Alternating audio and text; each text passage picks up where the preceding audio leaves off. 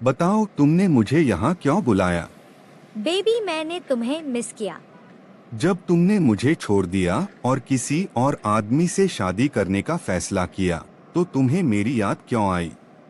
अशोक, मैं उस आदमी से प्यार नहीं करती। मैंने सिर्फ उसके पैसे के लिए उससे शादी करने के लिए हाँ कहा था।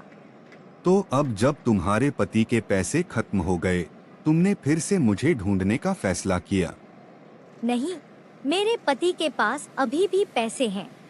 फिर अगर तुम्हारे पति के पास अब भी वो पैसे हैं जिनके कारण तुमने मुझे छोड़ दिया और उससे शादी की, तो तुम्हें मेरी याद क्यों आई?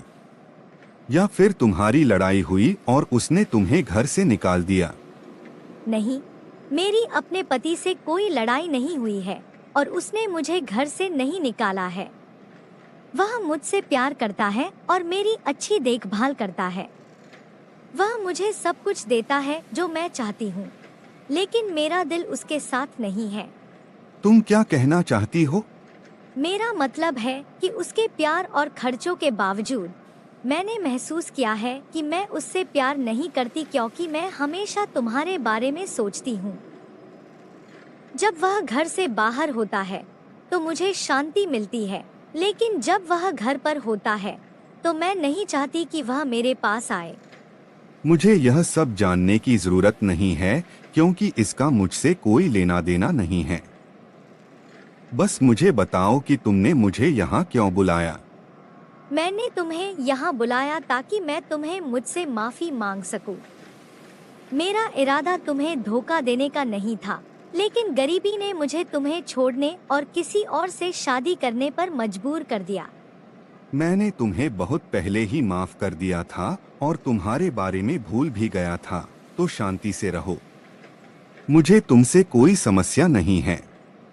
यह सुनकर मुझे खुशी हुई, लेकिन मेरे पास एक और अनुरोध है। कृपया मेरी मदद करो अगर तुम्हें आपत्ति न हो। वह अनुरोध क्या है? मैं चाहती हूँ कि हम फिर से साथ हो जाएं। तुम चाहती हो कि हम फिर से साथ हो जाएं?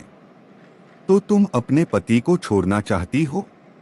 नहीं, मैं चाहती हूँ कि हम एक गुप्त प्रेम संबंध रखें, लेकिन मैं अपने पति को छोड़ने के लिए तैयार नहीं हूँ, क्योंकि उसने मेरे साथ कुछ गलत नहीं किया है।